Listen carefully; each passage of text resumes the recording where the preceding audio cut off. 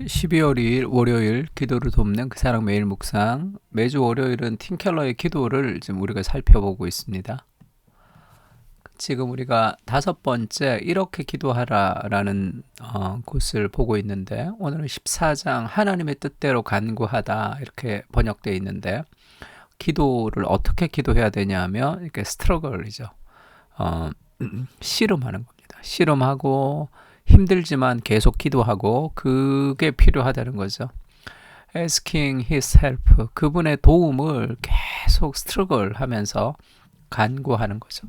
그러니까 단순한 요청이 아닌 고된 간구, 이렇게 기도라는 것은 아주 지속적인 아주 힘든 그런 간구다, 그렇게 얘기합니다.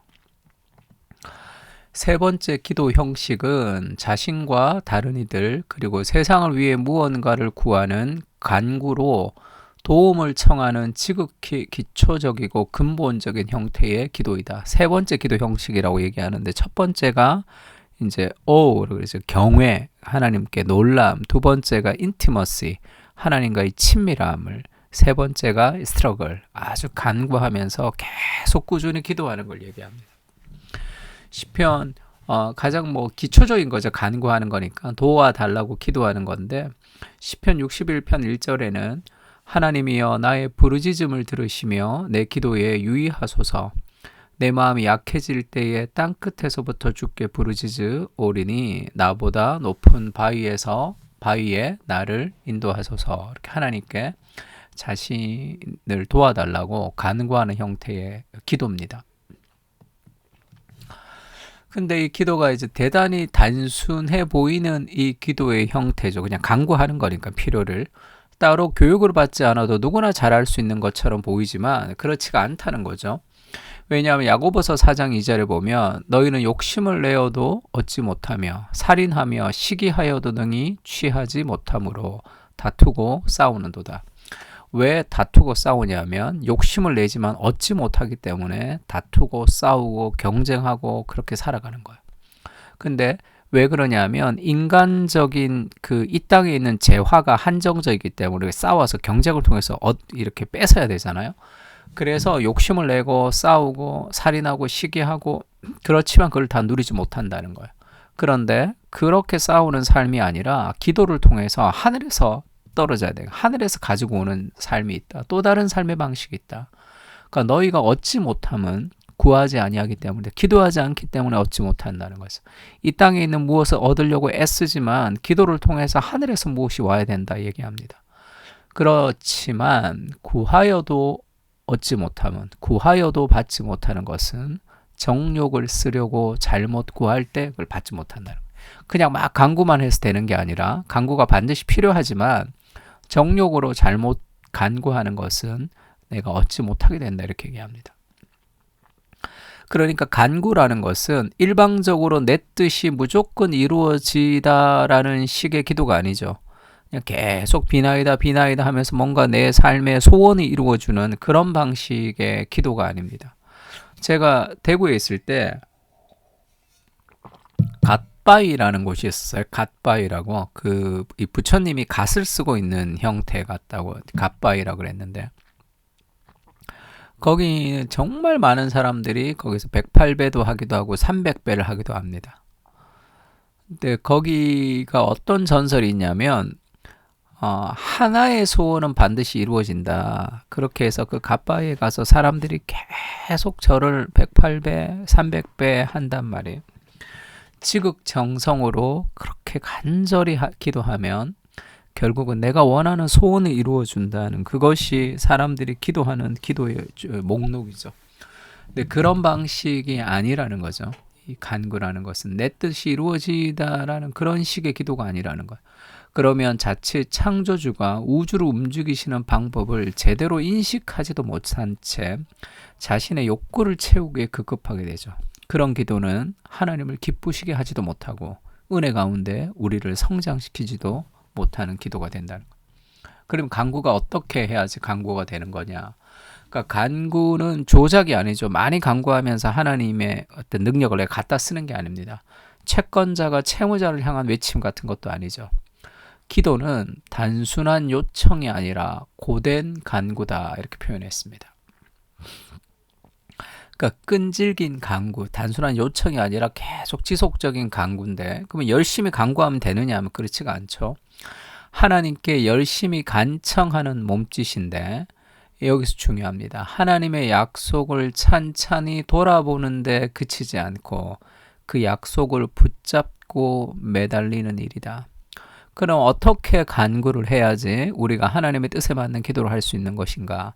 하나님의 말씀을 묵상하고 그 말씀을 가지고 붙잡는 거죠. 그 말씀을 매달리는 겁니다. 그러니까 우리가 설교를 들었다고 하면 설교 대지 안에 있는 그 본문을 가지고 우리가 이제 탁 붙들어서 그걸 가지고 그 약속을 붙들고 계속 기도하는 거. 고된 간구. 내 감정이 바뀔 때까지. 그리고 하나님의 역사가 내 마음 가운데 올 때까지. 그걸 약속을 붙들고 말씀의 약속을 붙들고 계속 기도하는 거. 그것이 필요하다는 거죠.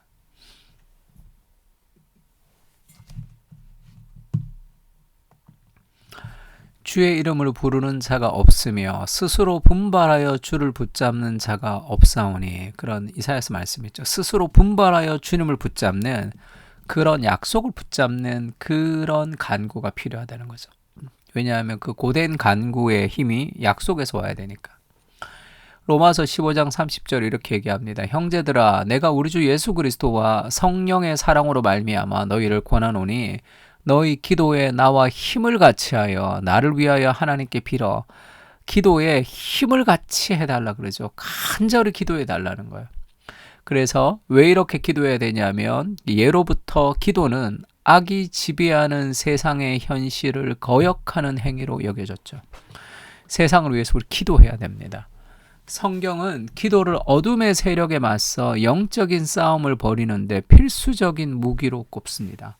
그러니까 기도를 통해서 그 악의 세력이 무너지고 하나님의 나라가 이루어지는 그런 도구로서 기도가 반드시 필요하다는 거죠. 에베소서 6장 12절에 우리의 씨름은 혈과 육을 상대하는 것이 아니요 통치자들과 권세들과 이 어둠의 세상 주관자들과 하늘에 있는 악의 영들을 상대함이라. 그래서 하나님의 약속의 말씀을 붙들고 끈질기게 간절히 기도하는 이 고된 간구를 통해 세상에 악이 물러가고 하나님의 역사가 이루어지는 것을 우리가 경험할 수 있는 거죠. 적당한 기도를 가지고 물에 찰방찰방 이렇게 담그는 것이 아니라 깊이 잠기는 거죠. 그런 기도의 고된 간구, 끈질긴 간구, 지속적인 기도, 그것을 할 수 있는 삶의 원동력이 약속을 붙드는 거죠. 하나님의 말씀을. 그때 그 간구가 능력이 있습니다. 기도는 스트러글이에요. 스트러글. 그러니까 true duty to delight라고 그랬죠. 이 duty, 의무를 통해서 기쁨으로 나아가는 거죠. 그 긴 고된 간구의 시간들은 반드시 필요합니다. 그래서 제가 두 가지 성경 구절을 좀 올려줄 테니까 이사야서 40장 27절부터 31절까지, 그리고 이사야서 43장 18절에서 21절이에요. 기도를 좋아하는 많은 사람들은 이사야서를 참 좋아합니다. 왜냐하면 이사야서 40장 이후로부터 기도의 응답이 많거든요. 그래서 이사야서를 읽으면서 기도하는 것은 기도 생활에 굉장히 도움이 됩니다. 그래서 이사야서 말씀을 보면 소년이라도 피곤하며 장정이라도 넘어지지만 여호와를 앙망하는 자는 새 힘을 얻을 것인데 독수리가 날개침같이 올라갈 것이다. 이런 약속을 붙들고 간절히 하나님께 기도하는 겁니다. 그리고 이사야서 43장 18절에도 이런 말씀이 있죠. 너희는 이전 일을 기억하지 말고 옛날 일을 생각하지 말라. 보라, 하나님이 새로운 일을 행할 것인데 이제 나타낼 것이다.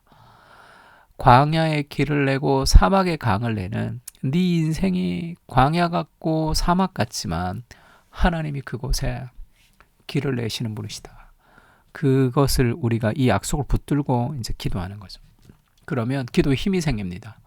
그리고 스트러글 하는 그런 계속 씨름하는 그 과정에서 결국 우리가 더 성장하고 변화되는 거죠. 기도는 한 번의 외침이 아니에요. 한 번의 간구가 아닙니다. 고된 오랜 한 방향으로 오래 기도하는 그 기도의 간구죠. 그러기 위해서는 하나님의 약속의 말씀을 붙들고 매달리는 과정이 좀 필요한 거죠. 그렇게 기도하며 살았으면 좋겠습니다. 우리 다 같이 기도하겠습니다.